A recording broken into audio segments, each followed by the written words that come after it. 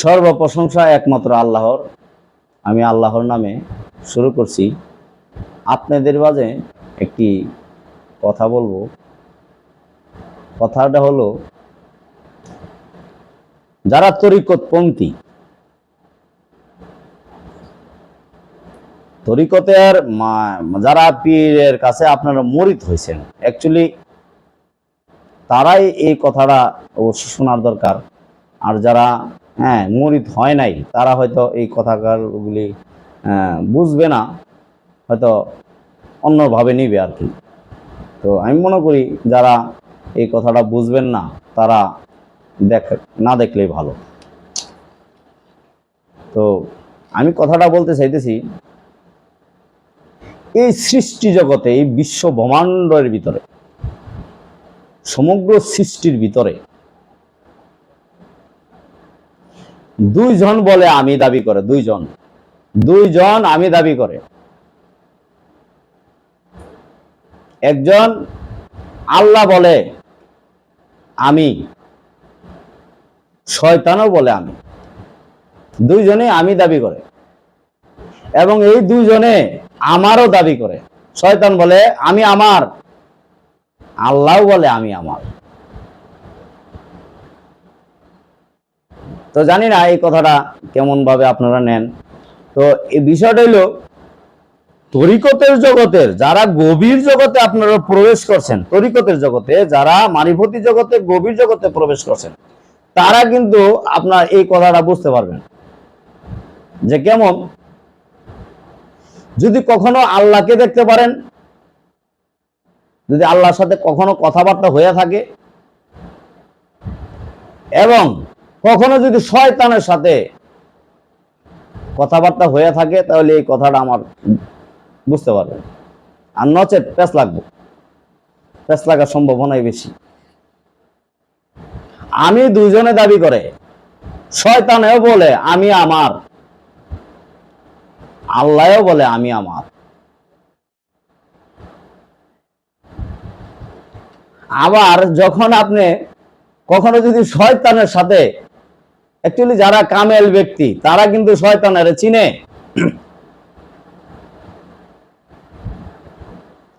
শয়তানের যে চক্রান্ত তারা দেখতে পায়, এবং উল্টা পাল্টা কিছু করলে শয়তানরে তারা ধরতে পারে যে তুমি এটা কেন করতেছো। তারা বাধা বিঘ্ন করে। আর যারা শয়তানেরা চিনে না, এরা তো হরদমাদম তাদেরকে শয়তানে ধোঁকা দিচ্ছেই। এরা শয়তানেরও দেয় না, এরা নিজেরও চিনে না, নিজেও চিনে না, শয়তানেরও চিনে না, আল্লাহরও চিনে না। এরা শয়তানের হাত থেকে কিভাবে বাঁচবো? এত প্রতি মুহূর্তেই শয়তানে তাদেরকে ধোঁকা দিচ্ছে। কিভাবে দিচ্ছে নিজেও বুঝে না। তো যারা কামেল, এই জগতে যারা কামেল আছে, তারা কিন্তু শয়তানের চিনে। এবং শয়তান যখন একটা মন্দ কিছু করতে যায়, তখন কিন্তু তা সে বুঝতে পারে। তখন শয়তানের বাধা বিঘ্ন করে, তখন কিন্তু শয়তানে তার সাথে কথাও বলে। তখন কিন্তু এই কথাগুলি এদের জন্যই আমি এই কথাটি বলতেছি। শয়তানও আমি দাবি করে, এবং শয়তান বলে সমগ্র সৃষ্টি আমার, আল্লাহও বলে সমগ্র সৃষ্টি আমার। কি বুঝেন? প্রতিদ্বন্দ্বী, যেটাকে বলা হয় প্রতিদ্বন্দ্বী। শয়তান তো জানেই যে কিয়ামতের আগ পর্যন্ত তাকে আল্লাহ ধ্বংস করবে না। হে যা ইচ্ছা তাই কয়, যা ইচ্ছা। এর সমগ্র সৃষ্টি তো শয়তানের না, হয়তো মুখে কই আলায় যে সমগ্র সৃষ্টি আমার। কারণ কি? একজন কামেল ব্যক্তিকে যদি সে ধোঁকা দিতে পারে, তাহলে সে মনে করে যে আমি অনেক বড় সাফল্যতা অর্জন করছে। সেগুলি বলেই কামেল ব্যক্তিকে ধোঁকা দেবার জন্য, এবং ভুল পথে ধাবিত করার জন্য, এবং তার প্রতি বিশ্বাস যাতে নেয় একজন মানুষ, এর জন্যই কিন্তু এগুলি বলে। কিন্তু যাদের বাতিনি চক্ষু খোলা, যারা জাগ্রত, নিজেকে নিজে জাগ্রত করতে পারছে, তারা তো শয়তানের দেখতেই পারে। এবং শয়তানের কথাও তারা শুনলে বুঝতে পারে যে এটা তো শয়তানের কথা কইতাছে। হ্যাঁ, আপনার বাতিনি কর্ণ খোলা, কিন্তু আপনি তো কাজে আছেন, হঠাৎ করে আপনার কানের মাঝে আয়া কিছু কয়ে গেছে গা, তো আপনি তো শুনতে পারছেন, বা গাইবি আওয়াজ হয়েছে আপনি শুনতে পারছেন। এটা কিভাবে বুঝবেন আল্লাহ কইছে না শয়তানে কইছে, না কোনো ফেরেশতায় কইছে, না কোনো আউলিয়া কেরামে বলছে? কিভাবে বলবেন? না কোন নবী বলছে? কিভাবে আপনি বুঝবেন? তো যারা কামেল এরা কিন্তু বুঝালায় এই তো শয়তানে, তো এটা এই শয়তানে কইছে। তো শয়তানও আমি দাবি করে, শয়তানেও এই বিশ্ব ব্রহ্মাণ্ড নিজে দাবি করে যে আমার এটি। শয়তান জানে যে শয়তানের না, কিন্তু তবু তারা তাই সে বলে হ্যাঁ তো অপরাধ করবেই, তারা তো অপরাধের রাজ্যের রাজাই বানায় দিছে আল্লাহ। হ্যাঁ, হয়তো এই কথাটা বলতে পারেন যে এটা কি কইলেন আপনি। হ্যাঁ, এটাই বলি। এটা সূরা আনফাল, এই কোরআন শরীফের সূরা আনফাল পড়লে দেখবেন, সূরা আনফালের ভিতরে বলছে যে তোমাকে কর্মফল দিবস পর্যন্ত তোমাকে অবকাশ দেওয়া হলো। কি কথাটা, এটা কি সাধারণ? আল্লাহর কাছে যখন তারে আদমের বিষয়টা নিয়ে, এটা আমি এই বিষয়টা নিয়ে আমি কথা বলতেছি না, তারপরে এই প্রসঙ্গে আয়া পড়ছে। আদমকে যখন সেজদা করলো না সে, তখন যখন তারে শয়তান স্বীকৃতি দিল এবং তার গলায় নাল্লত দেওয়া হলো, তখন কিন্তু সে যে আবাদত করছে আবাদতের বিনিময় তখন কিন্তু চাইছিল। তখন কিন্তু আল্লাহ তখন বলছিল যাও কি চাও, তখন বলছিল আমাকে কর্মফল দিবস পর্যন্ত আমাকে অবকাশ দেওয়া হোক। অবকাশ বলতে কি বোঝায়? স্বাধীনতা। সৃষ্টি যতদিন আছে, শয়তান কত বড় চালাক চিন্তা করেন,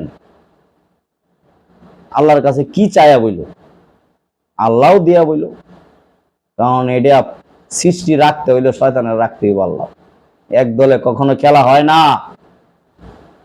খেলতে হলে দুইটা দল লাগে, এক দলে কখনো খেলা হয় না, খেলতে হইলে দুইটা দল লাগে। তাহলে একটা হইলো ভালো দল আর একটা হলো অপরাধী দল, একটা মন্দের দল একটা ভালো দল। তাহলে মন্দের দিকটা শয়তানে নিল আর কি। তো শয়তানে এই কারণে কি বলছে যে আমাকে কর্মবল দিবস পর্যন্ত অবকাশ দেওয়া হোক। শয়তান বুঝছে, তখন বুঝ যাচ্ছে হ্যাঁ যে এই সৃষ্টি যতদিন আছে, মানব দেহ যতদিন আছে, মানব ফল যতদিন আছে, কর্মফল ততদিন থাকবেই। কর্মফল না থাকলে আল্লাহ বিচার করবে কিসের? বিচারিত নাই। ভালো এবং মন্দের বিচারিত নাই যদি কর্মফল না থাকে। ওই কারণে ওই কথা বলছে আমাকে কর্মফল দিবস পর্যন্ত অবকাশ দেওয়া হোক। তার মানে সৃষ্টি যতদিন আছে ততদিন তাকে স্বাধীনতা দেওয়া হয়েছে, সে যা ইচ্ছা তাই বলে, যা ইচ্ছা তাই করে। আল্লাহ কি ইচ্ছা করলে পারে না শয়তানকে 1 মিনিটের ভিতরে ধ্বংস করে দিতে, সমগ্র সৃষ্টি জগৎ থেকে শয়তানকে আটকে ফেলাইতে? করে না কেন? ওই কথার কারণে যে কর্মফল দিবস পর্যন্ত তোমাকে অবকাশ আল্লাহ দিয়ে দিছে, যা খুশি সে করে। আনালে মানুষের পদভস্ত করে কেমনে, মানুষের ধোঁকা দেয় কেমনে, এর বন্ধ করে লয় কেমনে? তাহলে এই শয়তানও আমি দাবি করে, আল্লাহও আমি দাবি করে। শয়তানেরটা হইল মিথ্যা, আল্লাহরটা হইল সত্য। সত্য এবং মিথ্যা যারা কামেল তারা বুঝতে পারে। তা আপনারা হয়তো যারা তরিকত জগতে আপনারা ঢুকছেন, পীরে যদি কোনো সাধন ভজন দিয়া থাকে, শয়তানের কুমন্ত্রণা থেকে, শয়তানের বিষয় থেকে খুব চেষ্টা করবেন সে যাতে কখনো আপনাকে দোকানে দিতে না পারে। কারণ অনেক মানুষকে সে ধোঁকা দিয়া, আমরা তো এটা গোপন কথা বলা যায় না, অনেক মানুষকে সে কিন্তু পথভ্রষ্ট কইরা ছাড়ছে, শয়তান বানায় ছেড়ে দিছে। এরে চিনে না বিদায়ী ধ্বংস হয়ে গেছে। একটা জিনিস বুঝেন, যে সূর্য যখন উঠে তখন আলো আসে, আলো আইসা আলোকিত করে এই পৃথিবীটা। আর অন্ধকার দেখবেন পিছে পিছে, অন্ধকারে আসতে হয় না, পিছে পিছে আছে, আলোর পিছে পিছে আছে। তাহলে যারা সৎ ব্যক্তি এবং কামেল ব্যক্তি, এর পিছে পিছে অন্ধকার শক্তি আছে, সর্বসদাই তার পিছে পিছে থাকবে। আপনার কথা বুঝলেন? আলো যখন দেখবেন এদিকে যাচ্ছে, এইভাবে যাচ্ছে, পিছনে পিছনে দেখবেন অন্ধকার আইতেছে, আবার যাইতেছে, অন্ধকারে দেখবেন আইতেছে পিছনে পিছনে। এর এটা কেন লাগে না, এমনি পিছনে পিছনে আসে। তাহলে আমি এটাই বুঝাইতে চাইতেছি যে আপনি যখন সৎ কর্মের ভিতরে নিজেকে প্রতিষ্ঠিত করবেন, ভালোর দিকে যাইবেন, একজন কামেল হওয়ার চেষ্টা করবেন, একজন আউলিয়া হওয়ার চেষ্টা করবেন, শয়তান দেখবেন আপনার পৃথিবী সবসময় লাগিয়ে আছে। তাহলে আমরা প্রত্যেকে চেষ্টা করব এবং আপনারা প্রত্যেকে চেষ্টা করবেন যাতে শয়তানের হাত থেকে আপনারা বাঁচতে পারেন, এবং শয়তান যাতে এই যে নিজে আমি দাবি করে উল্টা পাল্টা কইয়া পরে কিন্তু আপনার এই নিজে আল্লাহ সাহায্য দেব, সাহায্য দেয় উল্টা পাল্টার ভিতরে আপনারা ফালাই দিব ফেসের ভিতরে। এটা সাধারণ মানুষের লেগে কথাটা না, তরিকতের ঊর্ধ্বের জগতের মানুষের ধোকা দেয়, সাধারণ মানুষের ধোকার ভিতরে ফালাই রাখছে। হ্যাঁ রে, যেরকম একটা দেখবেন আমরা নদীর ভিতরে অনেক সময় দেখতে পাই, নদীর পানি যাইতেছে যাইতেছে, হঠাৎ করে দেখবেন এরকম করে পানিরা একটা ঘুরতেছে। এই ঘূর্ণিপাকের ভিতরে যদি কোনো একটা, আমরা ঢাকার ভাষায় বলে টাগর, আমাদের দেশের ভাষায় বলে জার্মানি, তো এই টাগরটা যদি দেখবেন এই ঘূর্ণিপাকের ভিতরে পড়ে, তখন দেখবেন আর ছুটতে পারবো না, যাইতে পারবো না, ঘুরতে আছে ঘুরতে আছে ঘুরতে আছে। এই পৃথিবীতে অনেক মানুষের ঘূর্ণিপাকে ফালাই রাখছে, কাছে আর যাওয়ান লাগে না, ওই চাবি দিয়ে রাখছে, ওইটাতেই ঘুরতেছে। আর কামেল যারা আছে তাদের পিছনে নিজেই লাগিয়ে থাকে, কেন লেগে এরে যদি ফালাইতে পারে, তাহলে তো 50,000 লোক বাঁচাইতে পারবো, 100 লোক বাঁচাইতে পারবো, 200 লোক বাঁচাইতে পারবো, 500 লোক বাঁচাইতে পারবো। এরে যদি বুলের ভিতরে নিতে পারে, তাহলে 500 লোকের 500 লোক তো সঠিক পথে ফিরে আনবো। 500 লোকের যেহেতু কামেল, আরো 200 লোকের কামেল করার চেষ্টা করবো, আরো 200 লোকের আউলিয়া বানানোর চেষ্টা করবো। এইটারে যদি একবার আটকাইতে পারে, তাহলে দেখবেন এই চেষ্টাটাই শয়তানে করে, এইটারে যেই কোনো ভাবে। এই কারণে বলতেছি, শয়তানেও বলে আমি, শয়তানেও বলে আমার, সমগ্র সৃষ্টি আমার, কিন্তু এটা বুঝবেন কেমনে শয়তান না আল্লাহ? এই বুঝার বিষয়টা পীরের কাছ থেকে নিতে হইব, যে শয়তান কোন রূপে আসবে, কিভাবে ধোঁকা দিবে, কিভাবে আপনি বুঝবেন শয়তান, এবং কিভাবে বুঝবেন আল্লাহ, কোন রূপে আল্লাহ, কোন রূপে শয়তান। শয়তান তো রূপ পরিবর্তন করতে পারে, অনেক রূপ ধারণ করতে পারে, অনেক। আচ্ছা, এই শিক্ষাগুলি অবশ্যই আপনারা যার যার পীরের কাছ থেকে অবশ্যই নিবার চেষ্টা করবেন, তাহলে আপনারা কখনো সাধন ভোজন কইরা শয়তানের পথে ধাবিত হবেন না।